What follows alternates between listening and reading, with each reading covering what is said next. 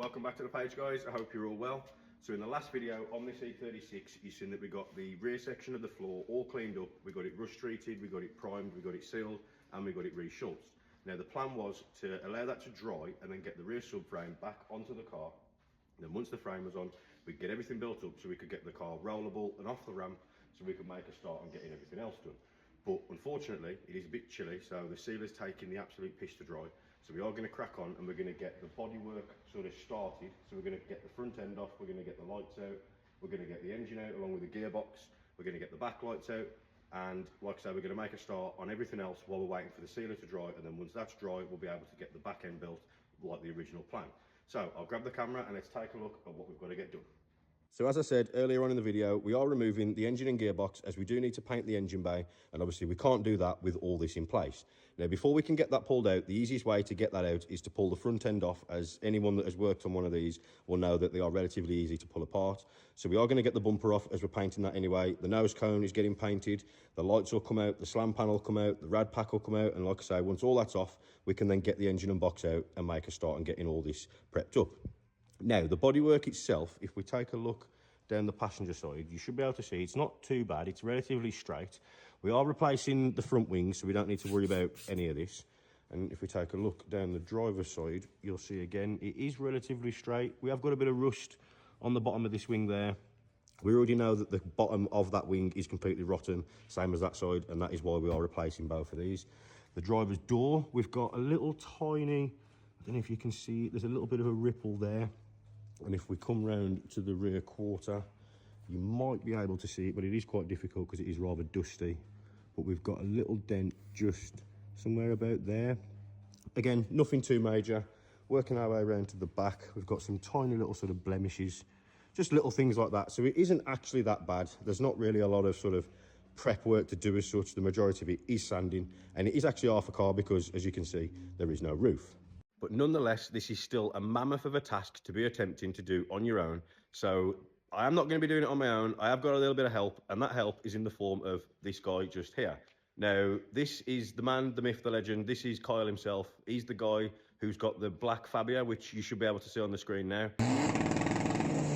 And I'm not quite sure what he's doing over there, but he does know what he's doing, believe it or not, as he works at Spray Guns Direct in Derby. So if you've got anything paint related, whether it's mixing, aerosols, guns, pots, lids, whatever it may be, if you need it, check them out. There'll be a link in this video somewhere in the bio.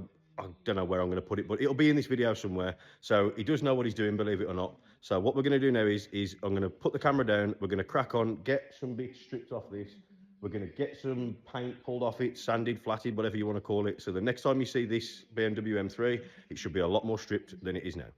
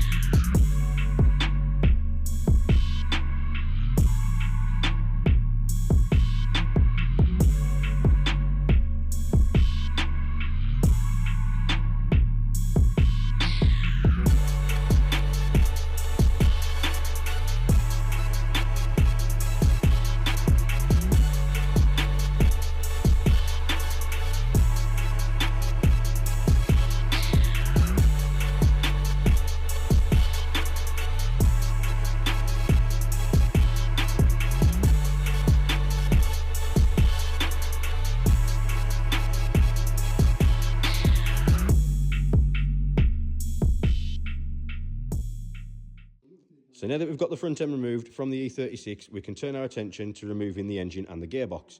Now, as you've already seen, we've removed the radiator along with the air conditioning rad. We've got the oil cooler hanging there so it doesn't get damaged. So what we've got left to undo is we've got a couple more coolant pipes down the back for the heater matrix.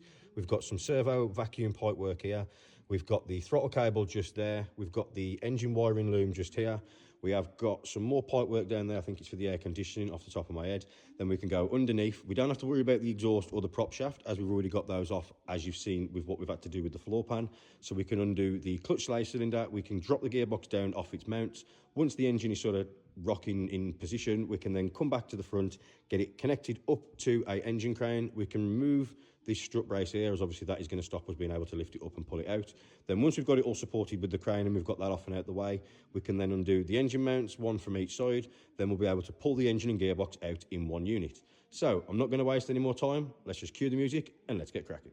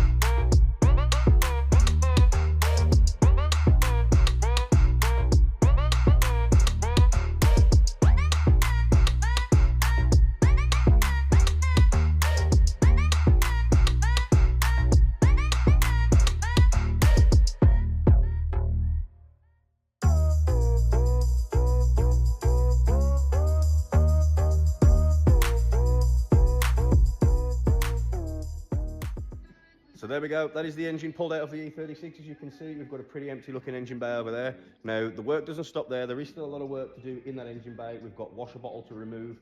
We've got an ABS pump over there to remove. We've got to get it all degreased before we can even think about prep work. Now, in order to do that, we do need to get this off the ramp. Now, like I said earlier on at the start of the video, the rear floor section was still a little bit wet. So I am going to go and check in a minute to see if it's dry. But for now, I am going to be ending the video as it is getting quite late. I'm getting quite tired. So in the next video, we'll be getting the rear floor built up, as by then the floor will be dry. So we'll get the rear floor section built up, we'll get the car off the ramp, and then we'll be able to get the rest of the engine bay stripped, and then we can make a start on getting the rest of the car prepped up. As you can see, Kyle has made a good start on getting all that done already. But like I say, we'll be doing the rest of that in the next video. So if this is the kind of content you like watching and you're not already following the page, all you got to do is hit that follow button. If you're already following the page, hit that like button. But like I say, for now, it is a wrap. So I will see you lot in the next one. So as always, thanks for watching. Thanks for following. You know how it goes. Fucking mint.